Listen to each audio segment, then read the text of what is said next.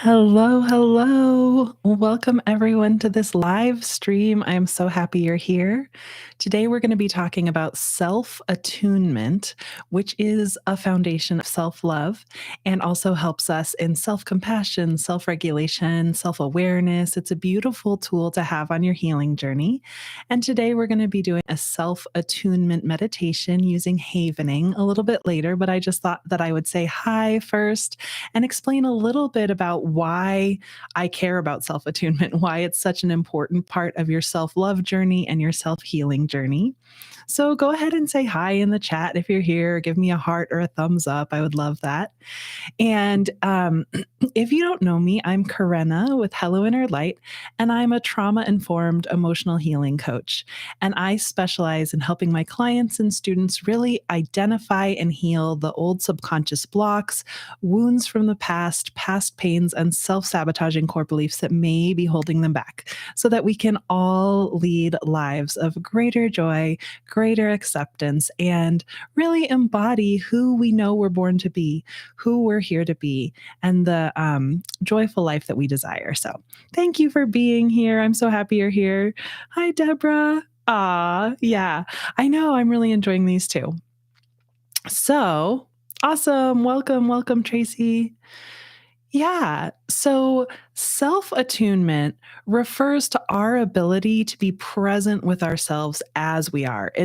It refers to our ability to tune in to our own innate feelings, needs, desires, reactions to life so that we can understand ourselves more and take care of ourselves more. And the word attunement really in psychology is used a lot in attachment theory.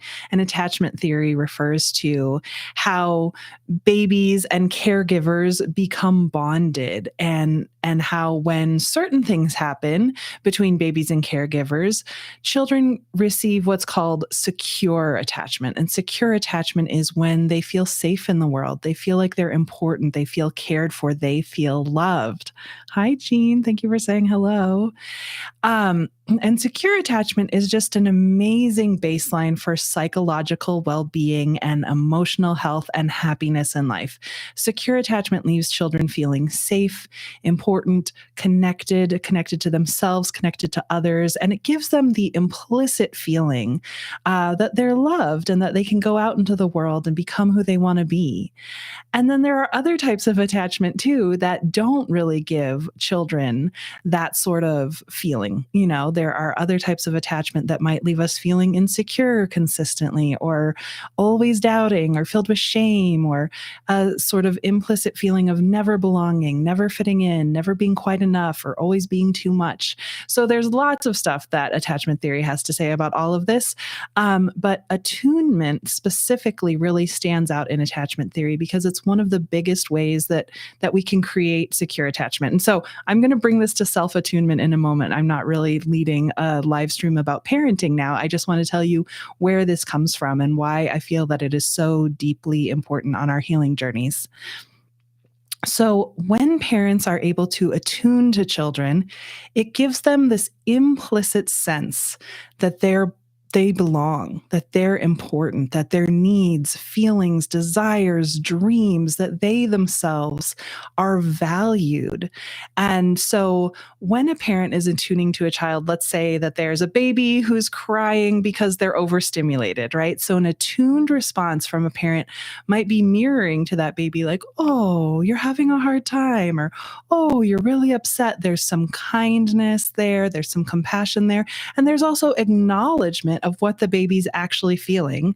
And then maybe the parent would soothe the baby, right? Because the baby's overstimulated, it's crying. So there's kind of like this mirroring of what the baby's feeling, acknowledgement of what is actually happening, and then taking care of that need. So if a baby is crying because they're overstimulated, some misattuned responses would maybe be like, oh, don't cry.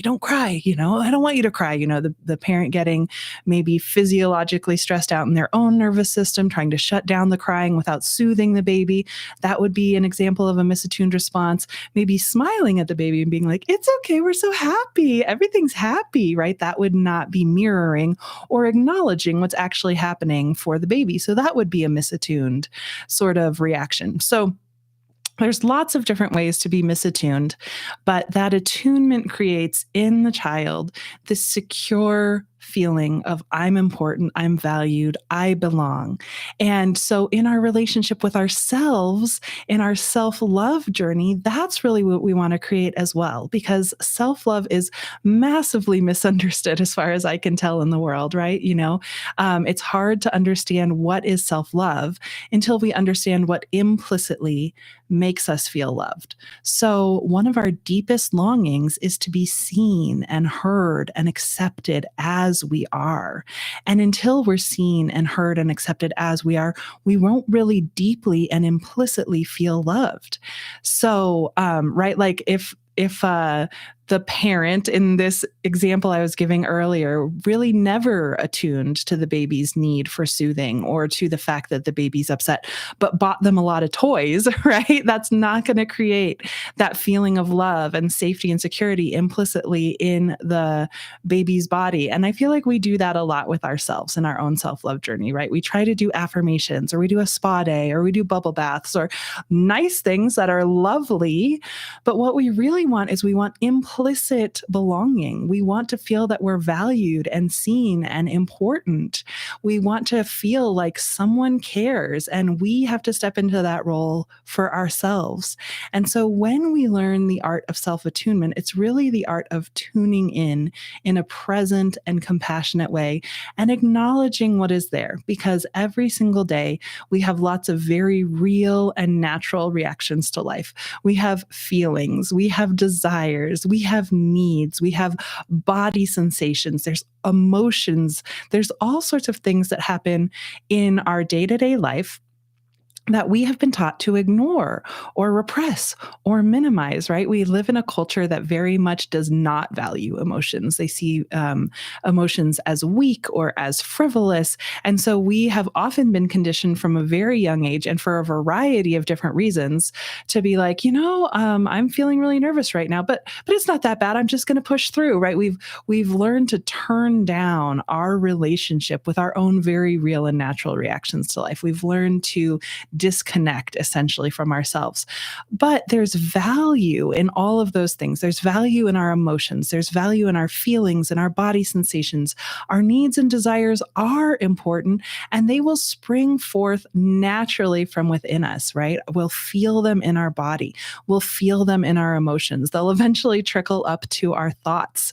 So, learning to attune to these things can teach us how to actually create that implicit feeling of love. When we learn to listen to our emotions, needs, desires, feelings, body sensations, when we learn to value them, then we can begin to actually feel loved. We actually feel that we're important. So going back to attachment theory, there's a person named Dan Siegel who's written a bunch of books, and he's a really fascinating man who has a ton of different degrees and different things. I can't remember what they all are. But he boils down the needs of a child to feel implicitly loved are to feel seen, safe, and soothed. And I really believe that that's true in our relationship with ourselves as adults too. If we really want to create a relationship with ourselves where we actually feel that we're seen and accepted, where we actually feel loved, like we belong with ourselves, then we have to learn how to see ourselves, how to create a safe relationship with ourselves, how to be soothed. And to me, it all comes down to self-attunement. How can we meet ourselves where we are? How can we be present with ourselves? Where we are, even though we have been conditioned to write off our feelings, write off our emotions, not tune into things, disconnect, repress, and me too. Like I have that conditioning too. And that's still often my knee-jerk reaction when I'm having big emotions. And so the journey towards self-attunement we have to learn it. It's a skill that has to be learned, but it can be developed. And we're going to do it together today in just a few minutes. So if anybody has any questions about self attunement or how self attunement and self love are related, feel free to throw them in the chat. I would be happy to answer them. Because, like I said, we're going to do a meditation. So you actually begin to feel, what am I talking about when I talk about this? Actually develop the skill of self attunement using havening. We're going to move into that in just a moment. And another thing that's just so deeply important about self-attunement is that there's many different parts of ourselves, right? So we often have like a pretty highly functioning self, right? But we might also have like a vulnerable inner child who feels nervous a lot, or we might have, a part of us that's kind of engulfed in self-doubt.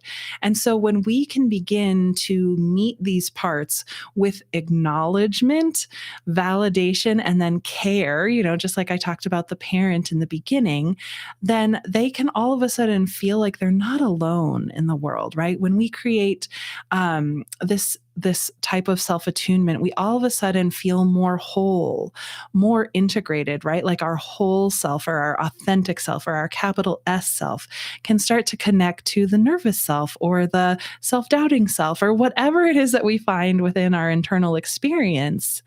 And then we're no longer alone, right? That nervous inner child no longer has to carry the burden of anxiousness or anxiety all by herself. When she knows that she's seen, when she knows that someone can hear her when she has a need, then all of a sudden there's an incredible deepening of the relationship, and she's no longer burdened, and the anxiety in your body and in your whole experience changes. Like, this is kind of the roots of the work I do with the clients, is let's figure out what these deep parts of your psyche want and need, and then they no longer have to be so loud. Because just like if a child is crying because they're overstimulated, if we acknowledge them and take care of them, they'll stop crying. If we ignore them or criticize them or whatever, they'll get louder and louder and louder, right? And the same is true of our inner world. So if we're always just trying to like, oh, I don't want to feel that anxiety, the anxiety gets louder. Or with anything, right? Like, I don't want to acknowledge that I have needs, like then that creates a different feeling in our body that gets louder and louder and louder. So as we learn to attune to ourselves, which again is a journey, it's not like a perfectionistic thing where you have to always be perfectly attuned to yourself. It's more of a learning of how to connect, a learning of how to turn within. The more we do that, the less reactive we are, the less we have these repressed emotions and these things that need to be heard and aren't being heard. And that's really the crux, the deep crux of the work that I do with my clients is we become aware of these deep parts of our psyche that want or need attention.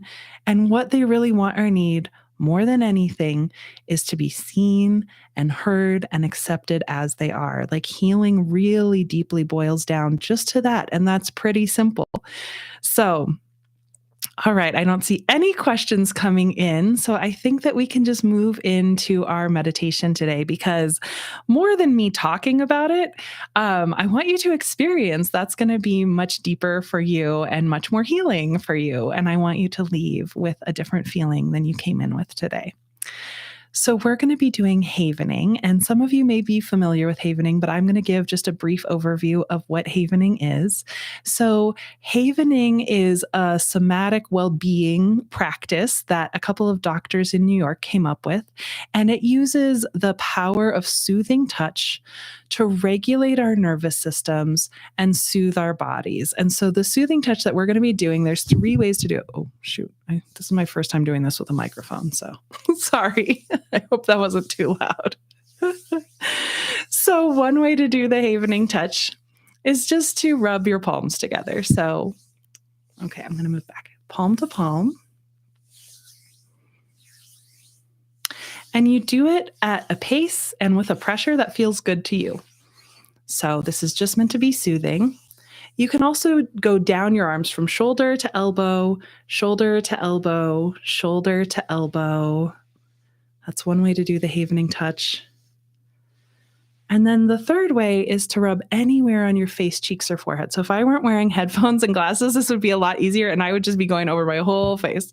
But you can just do your forehead. You can go into your hairline. I feel like that feels really good sometimes. You can go around your cheeks. Again, my face isn't ideal right now because of the headphones and the glasses, but just begin to feel what that feels like. So that's the havening touch. You can do those 3 types of touch in whatever way feels good to you. So we're going to do the havening touch for this entire exercise. And if you really like palm to palm havening, you can do that one a lot. Or if you really like face, do that one a lot, or move between them in whatever way feels intuitively right to you. Just this is meant to feel good. And this havening touch has been shown to actually create delta waves in deep parts of your brain.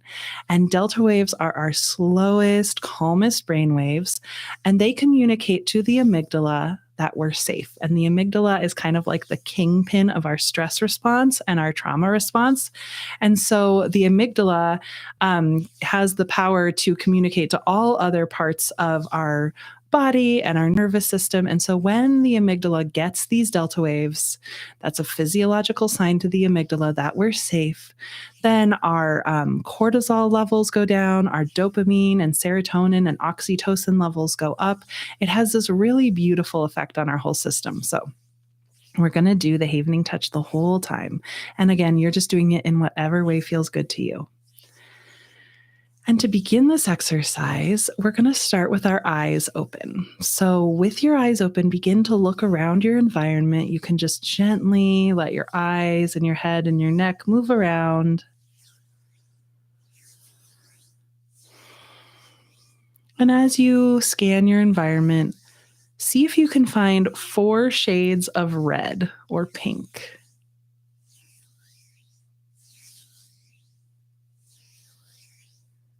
And 3 shades of blue.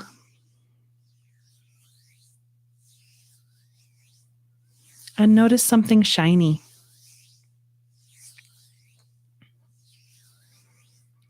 And go ahead and find a couple circles.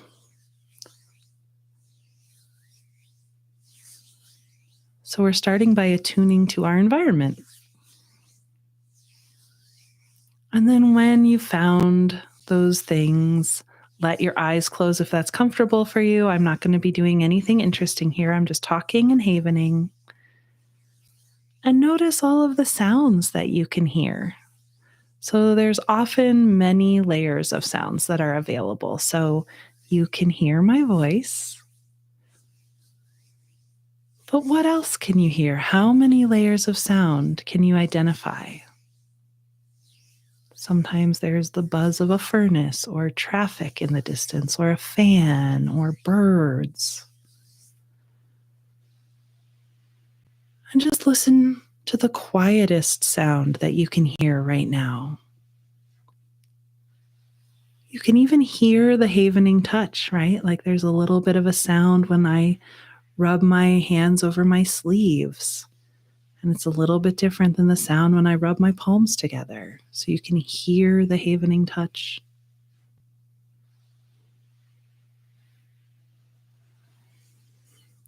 And then begin to feel the havening touch. So you can feel the temperature of your skin.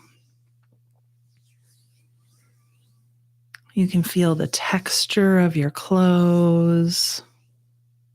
You can feel the texture of your hands. Like if you tune in enough, can you even feel all the little ridges that make our fingerprints? There's a lot of texture to the skin on our hands.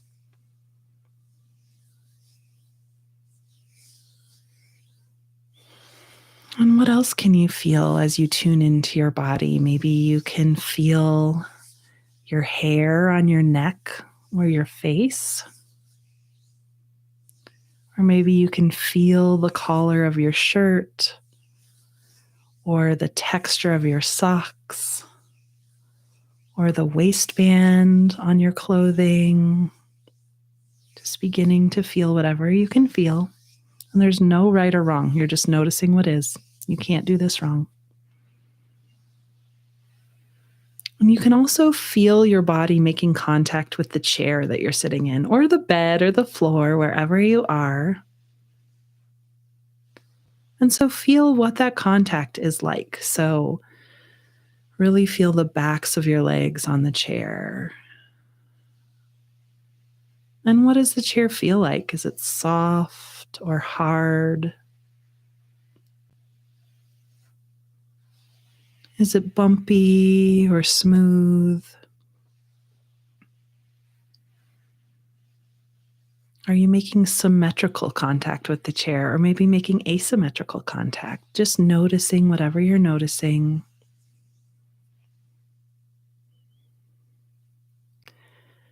And notice that you can feel your breath. So you can feel the air moving in and out through your nostrils.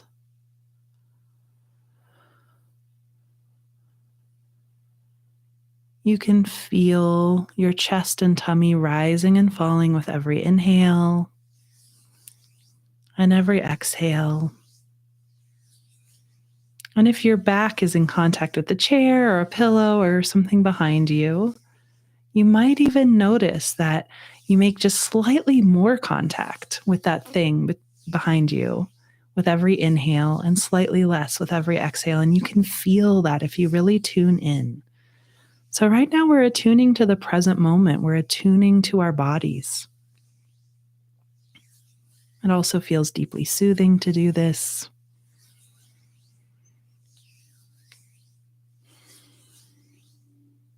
And now just begin to bring your awareness to your breath and imagine that you could breathe in and out through your heart.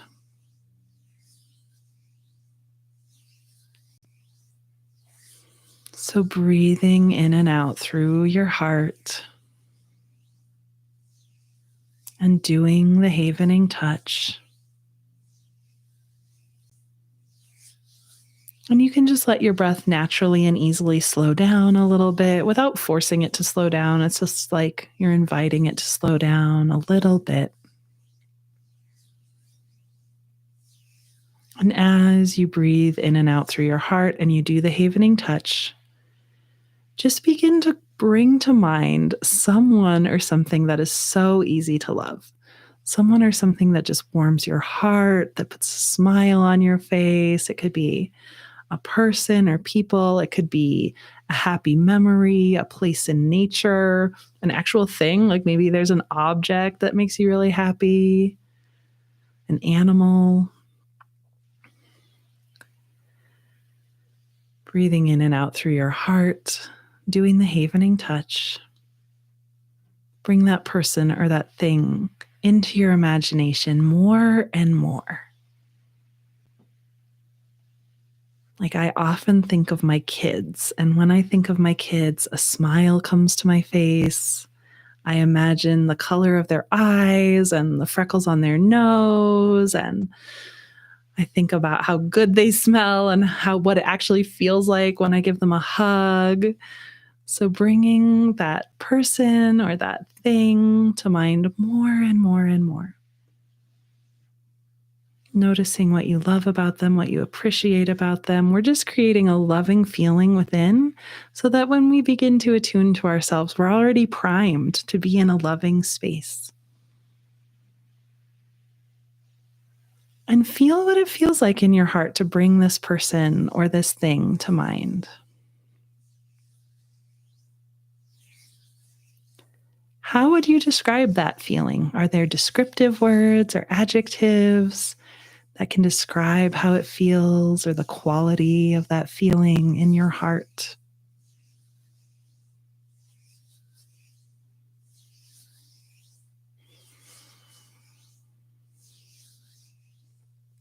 And as you notice that feeling in your heart, as you breathe with it and feel it, it just naturally expands. As you focus on it, it very easily just begins to radiate from your heart to more parts of you. It can radiate up from your heart through your neck and your face, your head and your scalp and your eyes. It can radiate to the sides of your heart through your shoulders and arms and hands and fingers.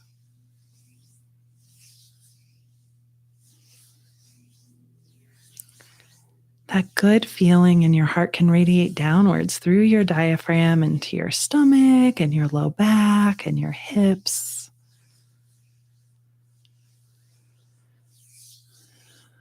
And your legs and your feet and your toes. And there is actually equipment out there that's able to measure the bioelectric field of the heart. And the bioelectric field of the heart can be measured at least 3 feet off of the body. So you actually are kind of in this radiant field of this good feeling. Like, actually, that's happening. Your heart is biochemically creating an energetic field within you and around you that you are held within.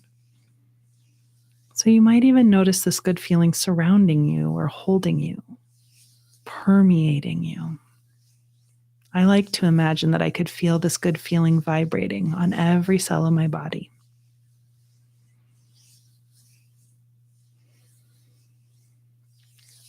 And continuing to breathe in and out through your heart.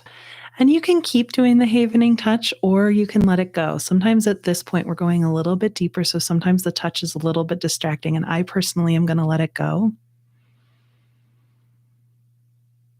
But now you've really attuned to your body in the present moment. Breathing in and out through your heart, you're going to go even deeper. You're going to move your awareness inside of you.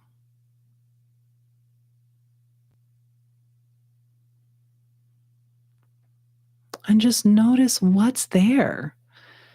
And there's no right or wrong here, right? You might notice some emotions. You might notice memories or thoughts coming up. You might notice your body, right? I often start being like, oh, I haven't moved enough and I'm a little thirsty, right? But just noticing whatever you notice and greeting whatever you notice, right? Like, I feel like a slight vibration of nervousness right around my diaphragm, more towards the back. So I'm just saying hello to that slight vibration of nervousness around my diaphragm. So just greeting whatever you notice with acceptance, with curiosity. And again, this can be kind of difficult because we have been conditioned so strongly to minimize and disconnect. And right now we're connecting and greeting. So if it feels awkward, that's okay. There's no wrong way to do this. There's no wrong thing to feel. There's no wrong way to feel, but you're just feeling whatever you notice.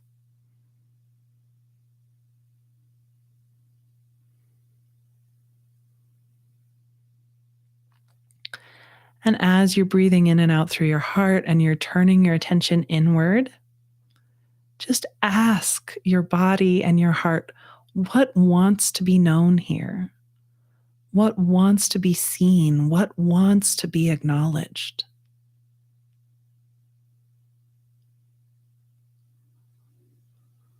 And just noticing what calls your attention.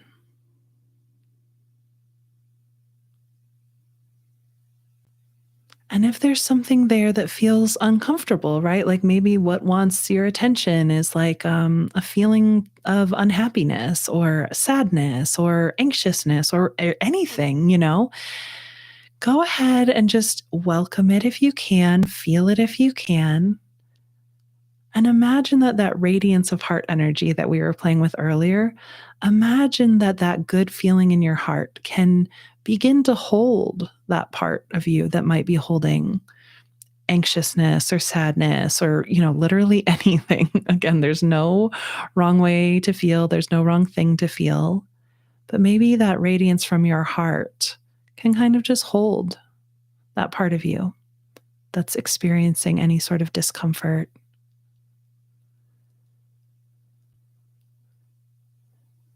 Maybe that radiance from your heart can permeate that.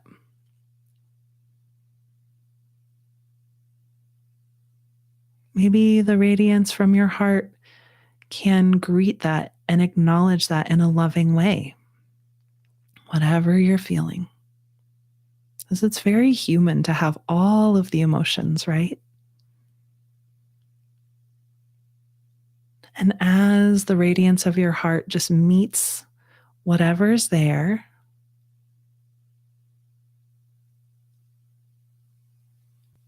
notice what that part might want or need from you. Does it have something to say?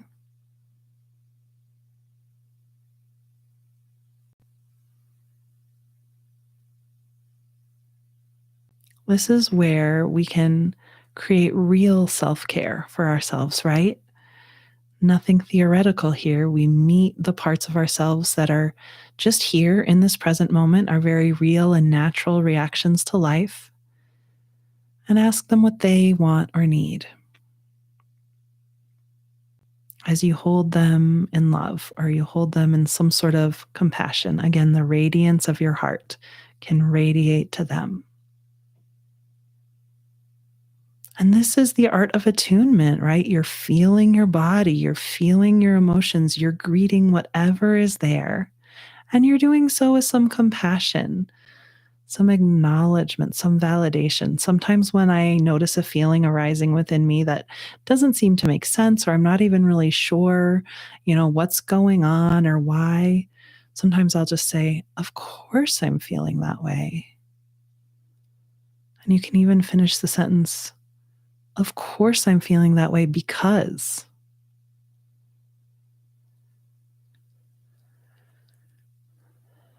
And so you can see how this can deeply increase our self awareness, right? We're actually tuning into what's real within us in any given moment. And that's how our authentic self speaks to us, right? It's how our authentic self guides us to whatever needs healing or whatever needs care within us.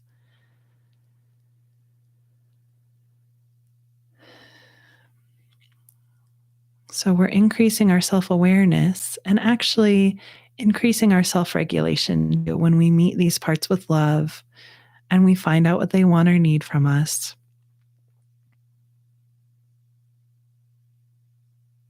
And again, just like I talked about, when we see ourselves, when we acknowledge ourselves as we are in this moment, when we learn to be present with ourselves, this is the foundation of true self love because it creates this secure relationship where we can be seen, where we can be safe, where we can be soothed. So, just taking another few breaths in and out through your heart. Just see if anything else wants to be noticed, acknowledged, anything else wants to be held.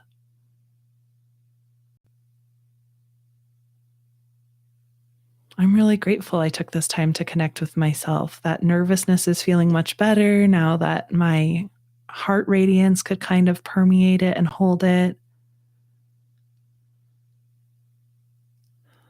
My muscles feel less tense.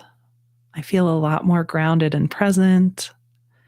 So, just noticing how you feel now as you breathe in and out through your heart.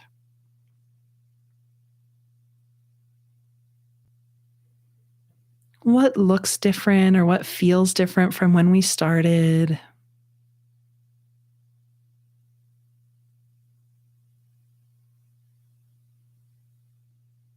What do you know about yourself that you didn't know before?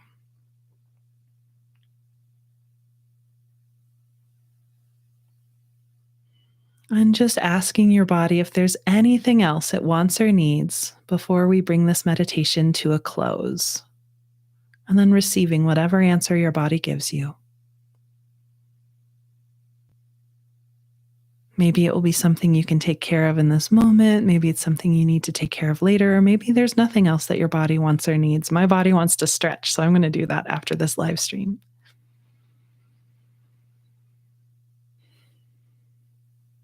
And then when you feel ready, go ahead and allow your eyes to open.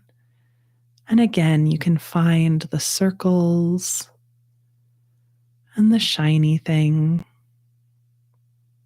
and the reds and the blues that you looked at earlier. Just bringing all of your awareness back here. All right. How did that feel? How are you guys doing? I feel good, but sometimes we feel like big things came up, right? Like sometimes we have not been attuned. And so all of a sudden, when we do attune, it's like, oh no, I'm really angry, or oh gosh, I had all this grief I didn't want to look at, or something. And so if anything big like that has come up for you, just know that that's actually a good thing too, because you want to actually feel it and acknowledge it, because that's what allows it to move through. And I have lots of other videos that you can check out on my channel for if you're feeling anxious, or if you're feeling shame, or if anything really big or difficult came up. There's lots of ways to work through that in a loving and effective way. Crystal says, wonderful. Yay. Had a lot of sorrow inside. Yeah, yeah. And the thing is that when we have sorrow inside, or any other feeling, and we're ignoring it, it continues to exist inside, and we continue to feel it on some sort of a level, right? Even if it's sort of subconscious, it's affecting us and it's there. We are feeling it anyway, even if our conscious mind has disconnected from it, or even if we've gotten very good at pretending that it's not there. And so this process of self-attunement is about what's greeting what's there already, right? Like we're not creating bad feelings out of nowhere. The bad feelings are already there, and bad is in quotation marks, because again, there's really no bad feeling. It's just parts of ourselves that are carrying pain and want healing, or want relief, or want release. Um, but we have to learn to feel them so that they can move through, so that we can be free of them, so we can take steps forward without carrying them with us forever, because they get pretty heavy. Yeah. My little one told me that I do not know her, just knowing me as an adult. Yeah. Yeah. Well, that's beautiful feedback to receive, Crystal. I'm really glad she even felt safe enough to tell you that. And I think that the process we did today is very similar to what I do with my inner child. I attune to her, coming without an agenda, right? I want to come to listen to her, right? The seen, safe, and soothed applies to our relationship with our inner child too. Yeah. So I'm glad you got that message. Oh, feeling so grounded and safe. Thank you. You're welcome. Yeah, this makes me feel really grounded and safe too. Because we did attune to what is actually here, but we also took a long time to kind of set a compassionate space, right? A grounded and compassionate space on an embodied level before we even greeted anything, before we attuned to anything, which I think helps too, because then we feel more resourced when we meet sorrow, or when we meet our inner child, or, if anything like that does come up, we already have created this feeling within us of safety to some degree. Yeah, calming. You are welcome. I'm so glad it was calming to you. Very calming to me too. It does really contribute to our self-regulation when we can just attune to what's here, because then things can move through and we don't have to be so reactive, or so irritated, or anxious, or whatever. So it's very calming. It's also, I say this about all of the nervous system regulation techniques that I teach on this channel, that they're cumulative. The more we do them, the easier they become. And the more we embody calm, the more we embody, the energies that we more want to embody, right? Like maybe we're accidentally, unconsciously carrying sorrow around. Then when we can feel it, and we've increased our nervous system regulation, there's a cumulative effect of us feeling more comfortable in our own skin, and our nervous system knowing how to come to calm. So, yeah, anything else that anyone wants to share? I hope that you enjoyed that. If you're watching the recording, you can leave your questions below. Yeah, you can come back and do this exercise anytime, because it is really deeply centering and grounding, as well as creating that foundation for true self-love, that relationship within you that feels safe, where you make your own self feel important and validated and acknowledged. Your very real and natural reactions to life. There's nothing wrong with them, despite the fact that society has been telling us there's something wrong with them very much for a long time. And when you greet them, when you learn to meet yourself like this, when you learn to connect with yourself like this, you create relational safety in your relationship with yourself. And that is the foundation for deep and real self-love, not this superficial self-love. Wonderful. Well, if you haven't already enrolled, I have a free mini course called the Feel It to Heal It mini course. That's all about really deepening your relationship with your body and listening to the wisdom within, which is another benefit of being attuned is that you begin to listen to the wisdom of your body and your emotions. How often is this good to do? Well, I do nervous system regulation at least once or twice a day. And this was regulation plus really taking some time to listen to ourselves. So it can be done daily for sure. And, you can do shorter little nervous system regulation things also even more than once a day. It doesn't have to be done daily. But for me, because I was hugely conditioned to disconnect and dissociate most of my life, I have to consciously attune every day to just make sure that like I'm hearing what's going on, that I'm connected to myself, that I'm taking care of myself. So definitely could be done daily. Um, and yeah, especially for if you're like me and you felt very anxious and disconnected a lot of your life, this is the way back. This is the way back to calm and back to your authentic inner self getting acknowledged. Okay. Well, that's all I have for you today. Again, if you like this video or give me a heart, that always really helps if you did enjoy it, just because that shows YouTube that it's actually a quality thing for people to look at and watch, and they'll show it to more people. And oh, you're welcome. I'm so glad that you found it so beautiful. I am so happy that you guys joined me today. It means a lot to me that you're here and that you're watching. So thank you. And yeah, have a lovely day. Continue to attune to your own beautiful self as you move throughout the rest of your day. Thanks again. Bye.